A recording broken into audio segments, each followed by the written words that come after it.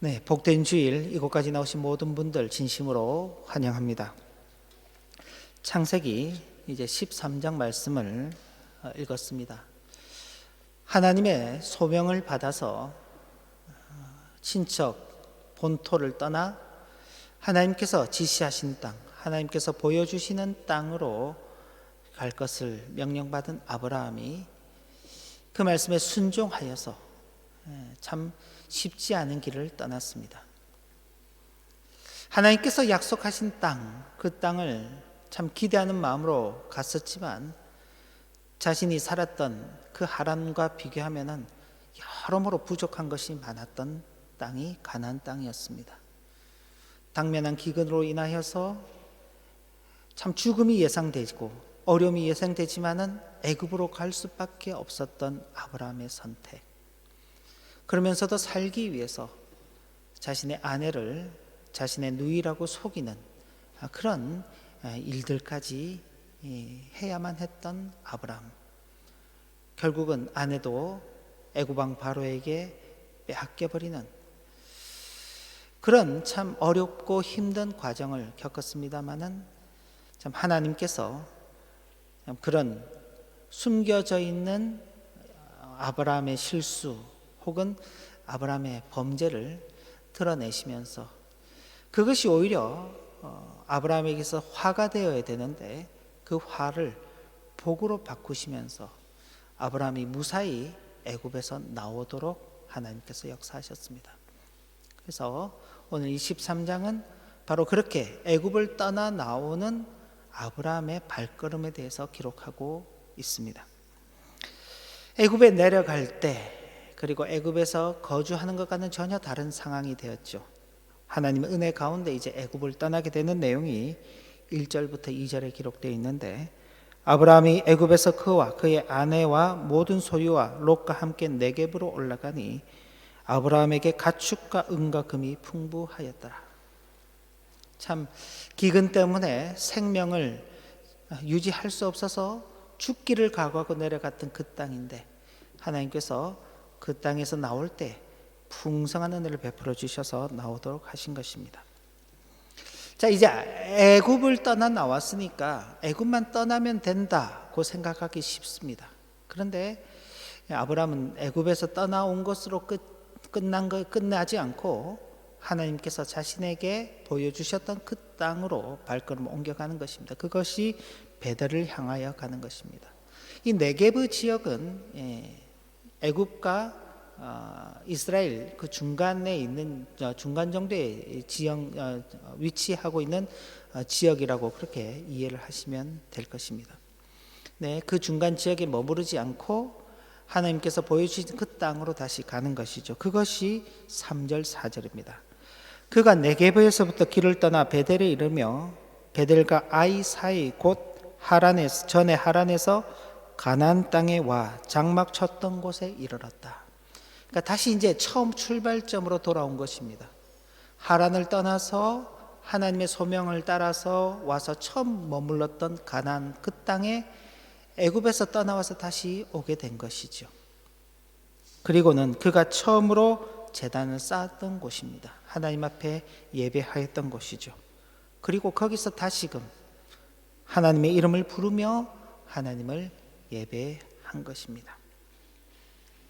아브라함의 이런 모습들은 하나님께서 자신에게 약속하신 그 언약을 바라보며 살아가는 삶입니다.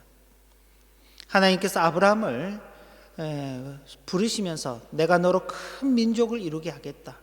그리고 너와 내 자손에게 하나님께서 약속의 땅을 보여주시며 그 땅을 너와 너희 자손에게 주시겠다고 약속하셨습니다.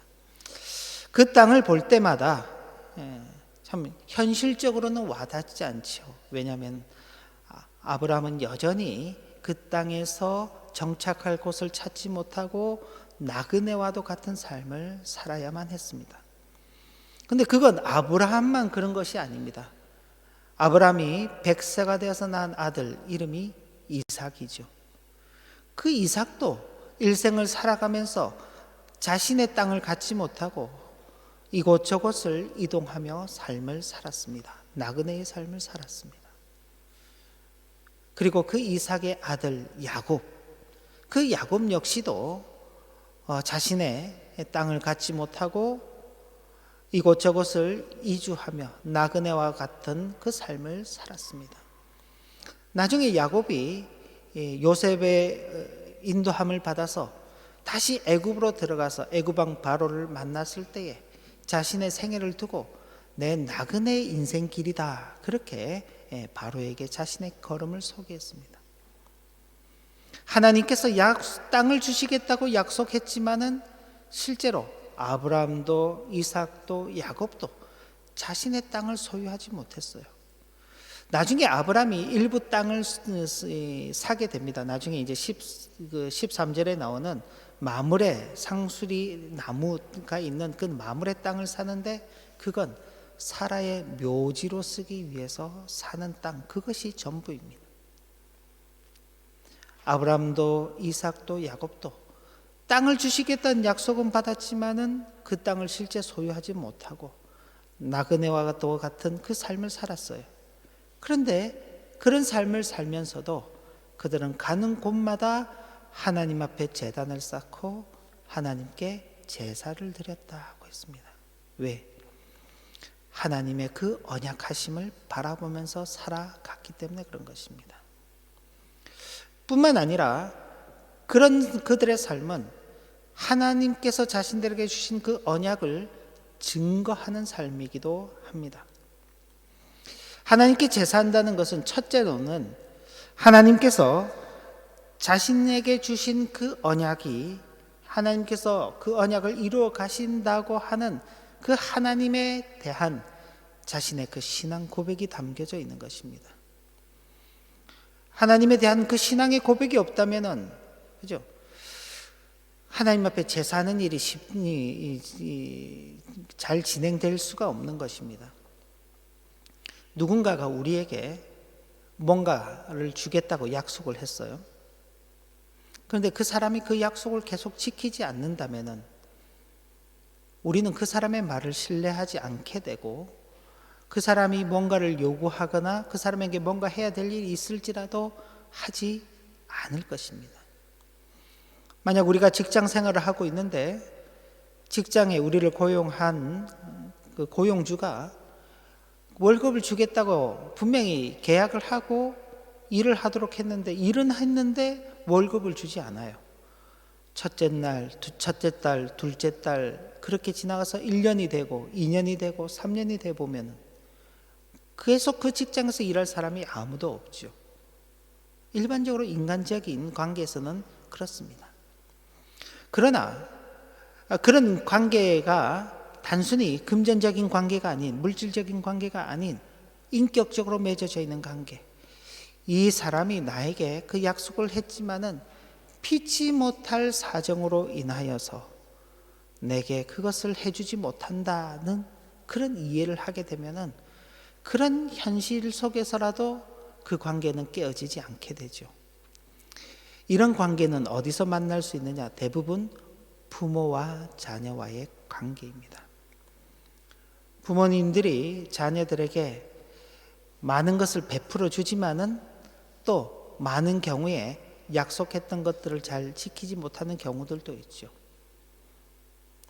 자녀들이 그런 부모가 그 약속했던 것들을 어기게 될 때 약속을 어겼으니까 더 이상 부모님 말씀을 들으면 안 되겠네 라고 그렇게 하지 않습니다.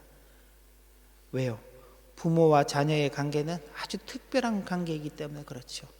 마찬가지로 하나님과 아브라함의 관계도 아주 특별한 관계였기 때문에 자신들에게 언약하신 그 내용이 실현되지 않을지라도 그러나 하나님께 대한 그 신앙을 저버리지 않고 그 신앙을 고백하면서 살아가는 것입니다. 언젠가 하나님께서 이루어 가실 것이라는 것을 확인하게 되는 것이죠.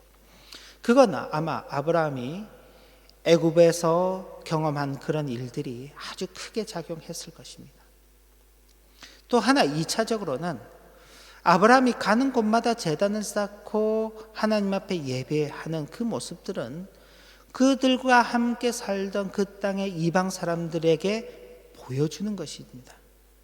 그 당시 이방 사람들이 섬기는 그런 우상을 섬기는 것과는 전혀 다른 방식으로 자신은 하나님을 섬기고 있다는 것을 이 세상 가운데 나타내 보이는 것이죠. 이런 모습들은 오늘을 살아가고 있는 우리들도 유념하게 생각해야 할 모습인 것입니다. 우리가 하나님 앞에 예배하는 것은 그냥 우리끼리 모여서 우리를 위해서 예배하는 것만이 아닙니다. 1차적으로는 우리 신앙 공동체가 모여서 하나님께 대한 신앙 고백을 하는 그 자리가 이 예배의 자리이죠. 그러나 반대로 이 사회 속에, 이 시대 속에 우리가 하나님을 섬기는 자들로 이렇게 살아가고 있다는 것, 우리는 하나님을 이렇게 예배하며 신앙생활을 하고 있다는 것을 이 시대 속에 보여주는 그런 어떤 증거인의 그런 증인으로서의 삶이기도 한 것입니다. 바로 아브라함은 하나님의 언약을 따라서 그 언약을 바라보며 그 언약을 증거하는 그런 삶을 살아가는 것입니다.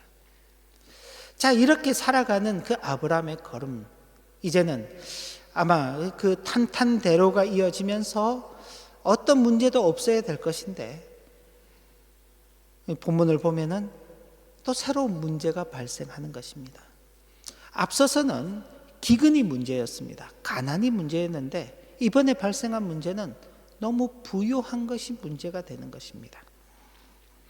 5절부터 7절 말씀을 보시면 아브라함의 일행 롯도 양과 소와 장막이 있으므로 그 땅이 그들이 동거하기에 넉넉하지 못하였으니 이는 그들의 소유가 많아서 동거할 수 없음이니라. 그러므로 아브라함의 가축의 목자와 롯의 가축의 목자가 서로 다투고 또 가나안 사람과 브리스 사람도 그 땅에 거주하였는지라. 이전에는 가난이 문제였는데 이제 보통 우리가 일반적으로 생각하는 것은 재산이 좀 있고 먹고 살만하고 좀 부유하고 풍요로우면은 문제가 없을 거다 생각하지만은 이 세상은 그렇지 않습니다. 부유함은 부유함대로의 문제를 가져오는 것입니다. 가장 1차적인 문제는 아브라함과 롯의 그 사람들 사이에 다툼이 발생했다는 것이고, 그런 다툼이 계속 지속되면은 그 주변에 있는 가나안 사람들과 브리스 사람들에게 자신들을 공격할 수 있는 빌미를 줄 수 있기 때문에 아브라함 집안 전체가 큰 공경에 빠지게 되는 것입니다.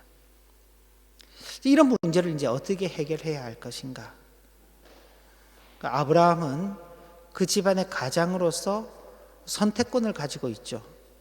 자기가 먼저 어떤 선택을 할 수 있는 그 권리가 있는 것입니다. 그런데 놀랍게도 이 아브라함이 자기가 가진 그 권리, 가장으로서의 그 권리를 양보하고 선을 추구하는 방식으로 사용한다는 것입니다. 그 내용을 보면 8절 9절인데 아브라함이 롯에게 이르되 우리는 한 친족이라. 우린 친족이라 그랬죠. 근데 실제로 보면은 아브라함과 롯은 삼촌과 조카 사이입니다. 이 롯은 아브라함의 그 형제였던 나홀의 아들입니다. 근데 이 나홀은 하란의 아들인데, 이 하란은 갈대아 땅 우르에서 이미 일찌감치 이 세상을 떠나버렸어요. 아마도 롯이 아주 어린 나이였을 것입니다. 아버지가 일찍 떠나버린 그 후에 삼촌에게 이렇게 입양되는 것처럼 그렇게 돼서 삼촌과 함께 그렇게 자라가게 되는 것이죠. 아브라함 역시 자신에게는 자녀가 없었기 때문에 롯을 조카라고 여기기보다는 참 아들처럼 그렇게 여겼으리라 그렇게 생각하는 것입니다. 그래서 함께 갈대아 우르를 떠나서 하란에 있고, 또 하란에서 하나님의 약속을 따라서 가나안 땅으로 같이 가고, 또 가나안 땅에서 애굽으로 내려갈 때도 같이 내려가고, 애굽에서 다시 나올 때도 이 롯과 아브라함은 함께 하였던 것입니다. 그랬던 그들이 이제는 그 다툼으로 인하여서 이제 헤어지게 되는 것입니다. 그러면서 나나 너나 내 목자나 내 목자나 서로 다투어서는 안 된다. 내 앞에 땅이 있지 않냐? 보아라. 네가 마음에 드는 땅을 선택해라. 네가 오른쪽으로 가면 난 왼쪽으로 가고 네가 왼쪽으로 가면 나는 오른쪽으로 가겠다. 거꾸로 이야기할 수도 있죠. 내가 오른쪽으로 갈 테니까 넌 왼쪽으로 가라. 이렇게 말할 수도 있지만은 그렇게 하지 않고 롯에게 먼저 선택권을 주는 것입니다. 참 놀라운 모습이죠. 근데 그런 아브라함의 제안을 받았던 롯이 이제 선택을 해야 되는데 아버지처럼 따랐던 그 삼촌 아브라함의 제안에 대해서 롯도 아유 삼촌 그런 말씀 하지 마십시오. 어떻게 제가 먼저 선택할 수 있겠습니까? 삼촌이 선택하시면 저도 삼촌의 선택에 따라서 제 갈 길을 정하겠습니다 라고 그렇게 했더라면 참 그 다음 내용이 어떻게 이어졌을까 참 궁금하기도 하고 참 놀라운 일이 있지 않았을까 하는 그런 생각도 합니다만은 그런 롯의 선택은 아브라함과는 달리 좀 아쉬운 선택을 한 것입니다. 10절 말씀을 보면 이에 롯이 눈을 들어 요단 지역을 바라본즉 소알까지 온 땅에 물이 넉넉하니 여호와께서 소돔과 고모라를 멸하시기 전이었으므로 여호와의 동산 같고 애굽 땅과 같았더라. 그러므로 롯이 요단 온 지역을 택하고 동으로 옮기니 그들이 서로 떠났다. 롯이 이제 보고는 자기 눈에 좋은 땅을 먼저 선택한 것이죠. 삼촌한테 양보할 수 있는 땅인데도 불구하고 자기가 좋은 땅을 먼저 차지한 것입니다. 그의 선택이 아쉽다라고 말하게 되는 그 내용이 그 뒤에 13절을 보면 이렇게 기록되어 있습니다. 나중에 이제 롯이 점점 소돔 지역으로 옮겨가게 되는데 소돔 사람은 여호와 앞에 악하여 큰 죄인이었더라. 그리고 이 내용은 나중에 19장에 가서 소돔과 고모라 성이 하나님의 심판을 받아서 멸망하는 그 내용으로 또 연결되는 것입니다. 참 삼촌이 자신이 가질 수 있는 그 권리를 양보하면서 선을 이루는 방식으로 선택을 했는데 조카는 참 그러지 못했던 아쉬운 모습을 보게 되는 것입니다. 기근으로 인한 어려움 때문에 살 길을 찾아갔던 그 길이 애굽이지요. 그러나 그 애굽에서는 실제로는 죽음이 기다리고 있었습니다. 자신을 속인 아브라함에게 책임을 물어서 아브라함을 죽이더라도 아브라함이 할 말이 없는 그런 상태였습니다. 그러나 하나님께서 그에게 살 길을 열어주시고 오히려 복의 길이 되게 하시며 그를 인도해 내셨습니다. 부요함이 모든 문제를 해결해 줄 것이라고 생각되지만은 그러나 부요함이 가져오는 또 다른 문제가 있죠. 실제로는 문제를 더욱 생산해낼 뿐인 것입니다. 그때 하나님께서 아브라함에게 눈에 보이는 부요가 주는 것이 전부가 아니라 거짓 그런 만족에 마음을 빼앗기지 않도록 하시기 위해서 이런 갈등을 일으키시고 문제를 만나게 하시면서 눈에 보이지 않는 하나님의 거룩하신 그 인도하심이 참된 만족을 주는 것임을 깨닫게 하시고자 바로 이 롯과의 그 문제가 일어나게끔 한 것입니다. 그리고 눈에 보이는 것을 넘어 눈에 보이지 않는 참 볼 수 없는 것을 하나님께서 약속해 주시는데 그 내용이 14절부터 17절까지 있습니다. 교환을 보시면 좋겠고 또 각 가정에 계신 분들은 성경을 보시면 좋겠습니다. 너는 눈을 들어 너 있는 곳에서 북쪽과 남쪽 그리고 동쪽과 서쪽을 바라보라. 지금 아브라함이 있는 곳은 가나안 땅이죠. 그죠? 하나님께서 약속하신 그 땅에 그는 그대로 머물러 있는 것입니다. 보이는 땅을 내가 너와 내 자손에게 주리니 어떻게 해요? 영원히 이룰 것이다. 땅은 자신에게 보이는 땅입니다. 그러나 자손과 그 자손이 그 땅에서 누리는 삶은 그에게는 보이지 않는 것이죠. 왜냐하면 아브라함에게는 그때만 하더라도 자녀가 없었기 때문에 그렇습니다. 아브라함에게 눈에 보이는 땅을 보여주시면서 약속하시기는 볼 수 없는 것을 약속하시는 하나님이십니다. 내가 내 자손을 땅의 티끌 같게 하리니 사람의 땅의 티끌을 능히 셀 수 있을진데 내 자손도 세리라. 너는 일어나 그 땅을 종과 횡으로 두루 다녀보라. 내가 그것을 내게 주리라.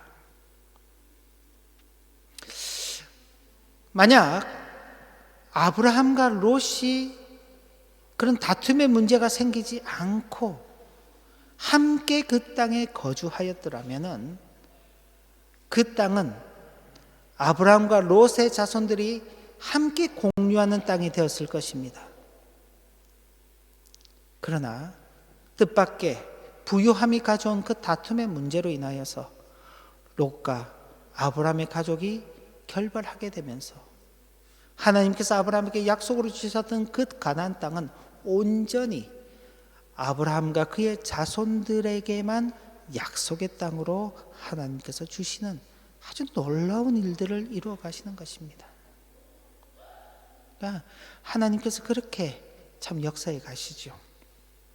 그러면서 하나님께서 눈에 보이는 좋은 것을 차지한 롯보다 아무것도 가진 것이 없는 여전히 나그네와 같은 그 삶을 살아가는 그 아브라함이 하나님 안에서 참된 만족을 누리는 그 삶을 살아가도록 하시는 것입니다. 18절 말씀을 보시면 이에 아브라함이 장막을 옮겨 이제 다시 장막을 옮기는 것입니다. 베델과 아이 사이에 머물렀던 그가 이제 헤브론 지역으로 옮기는데 헤브론에 있는 마므레 상수리 수풀에 이르러 거기에 거주합니다. 거기서 여호와를 위하여 제단을 쌓았다. 아브라함이 가진 것은요, 하나님을 예배하는 것밖에 없습니다. 하나님만을 가지고 있는 것이죠. 그러나 거기에 대해서 전혀 불만도 없고 불평도 없고 하나님의 인도하심을 따라서 하나님께 감사를 올려드리는 일생의 삶을 살아가는 것입니다. 기근 속에서도 하나님의 은혜 속에 살아남았던 그였습니다. 부유하다면은 문제가 없을 것이라 생각하지만은 그 부유함 속에서도 문제가 발생할 수 있다는 것을 깨닫고 하나님의 인도하심만이, 하나님의 은혜 베푸심만이 자신을 참된 은혜 가운데에서 살아가도록 한다는 그 사실을 깨달은 아브라함. 여전히 나그네와 같이 여기저기 옮겨 다니며 살아야 하지만 그러나 하나님을 예배하는, 하나님만으로 만족하는 그 삶을 살아가는 것입니다. 우리가 이 땅을 살아가면서 만나는 문제들의 핵심은 대표적인 현상으로서 보면 가난과 부요의 문제라고 그렇게 여겨집니다. 어떤 사람들은 나는 너무 가난해서 문제야. 그런 가난한 사람들이 볼 때는 부자들이 너무 많아서 문제야. 그러나 이건 어떤 하나의 현상이죠. 정말 중요한 문제는 가난과 부요도 아닙니다. 다른 것일 수도 있어. 건강이냐 병이 들었냐의 문제도 아닙니다. 많이 배웠냐 많이 배우지 못했느냐의 문제도 아닙니다. 힘이 세느냐 힘이 약하느냐의 문제도 아닙니다. 권력을 가졌느냐 권력이 없느냐의 문제도 아닌 것입니다. 하나님의 인도하심을 따라서 사는 삶이냐, 하나님을 섬기는 삶이냐, 하나님만으로 만족하는 삶이냐, 그렇지 않느냐의 문제인 것입니다. 지나간 교회 역사 속에 기독교회의 신앙이 가장 순수했던 때는요, 번성한 시기가 아니었습니다. 평안의 시기가 아니었습니다. 오히려 어렵고 힘든 고난의 시기, 죽음이 기다리고 있는 시기, 박해와 환난의 시기일수록 기독교 신앙은 빛을 발했습니다. 그러나 그 시기가 지나고 평안이 찾아오고 부유함이 찾아오고 그렇게 신앙이 정체하는 그 자리에 이르게 될 때 오히려 신앙은 부패하게 되고 기독교 신앙은 그 본질에서 떠나게 되는 그 일들이 있어 왔습니다.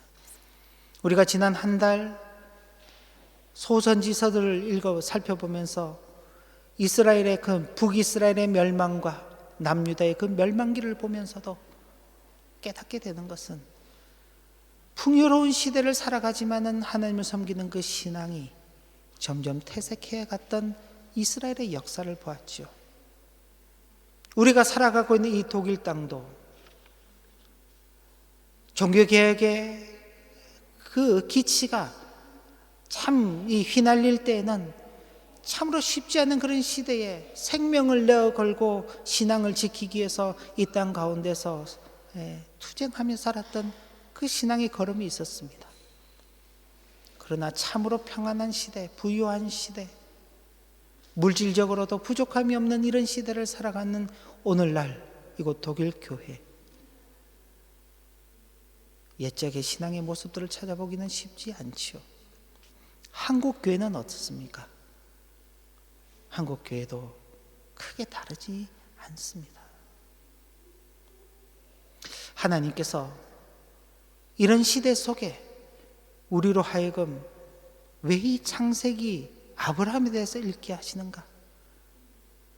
아브라함이 걸어갔던 그 걸음들, 하나님을 바라보며 하나님의 언약의 그 약속을 믿으면서 하나님만을 섬기며 하나님만으로 만족하며 살아갔던 그 걸음들을 보면서 다양한 이 시대의 그 삶의 자리에서 나타나는 문제들로 인하여서 때로는 원망하고 때로는 불평하면서 살아가고 있는 우리들에게 경종을 울려주는 말씀이 아닌가 그렇게 생각하는 것입니다.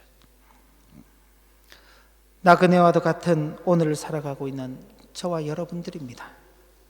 그러나 우리들도 이 땅의 삶을 살아가면서 이 땅이 전부가 아니라 영원한 하나님의 나라를 소망하며 살아가야 할 것입니다. 이 나그네의 길과 삶을 영혼을 준비하는 과정으로 삼아야 할 것입니다. 저와 여러분들이 이 땅에서 살아갈 날들은 우리 이제 젊은 우리 다음 세대, 우리 자녀들 세대 말고 이제 기성 세대들은 살아온 날보다 살아갈 날이 훨씬 짧을 것입니다.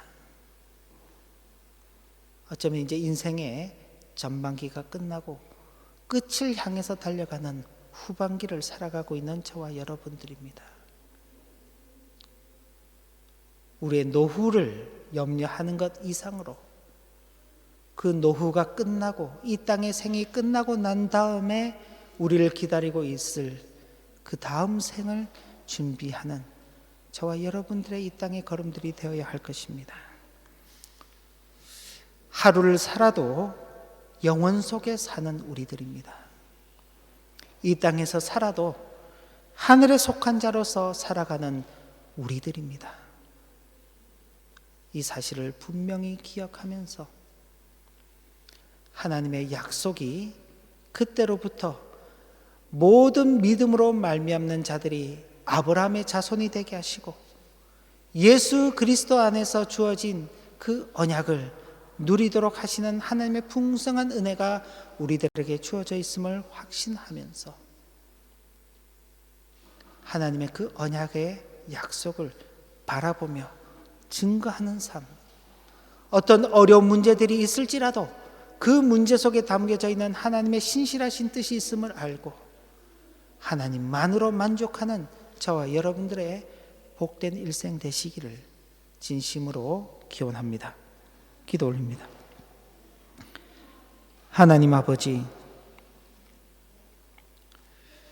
다양한 문제들이 있는 시대를 살아가고 있는 저희들입니다. 질병의 문제, 전쟁의 문제, 가난의 문제, 불공평한 부의 분배의 문제, 이런 문제들 때문에 우리가 살기 어렵다고 모두가 아우성치는 시대입니다. 그러나 오늘 우리가 하나님께서 아브라함을 통해서 주시는 그 교훈에서 본 것처럼 당면한 현실 앞에 드러나는 문제들은 우리의 신앙 걸음을, 우리가 이 땅의 삶을 살아가는 데 있어서 본질적으로 영향을 끼치지 못하는 것입니다. 우리가 하나님을 신앙하며 살아가는가? 그 하나님 한 분만으로 만족하며 살아가는가? 그런 삶을 살아가는 우리들로서 이 땅이 전부가 아닌 영원한 하나님의 나라가 있고, 오늘 하루를 사는 것으로 끝이 아니라 영원을 바라보며 살아가는 이 땅의 삶이 전부가 아닌 영원한 하나님의 나라를 상속받을 자들로서 살아가는가가 훨씬 더 중요합니다. 이제 주신 교훈의 말씀을 마음에 새기고 하나님만을 섬기며 하나님만으로 만족하는 복된 성도의 삶을 살아가도록 인도하여 주옵소서. 예수님 이름으로 기도 올리옵나이다. 아멘.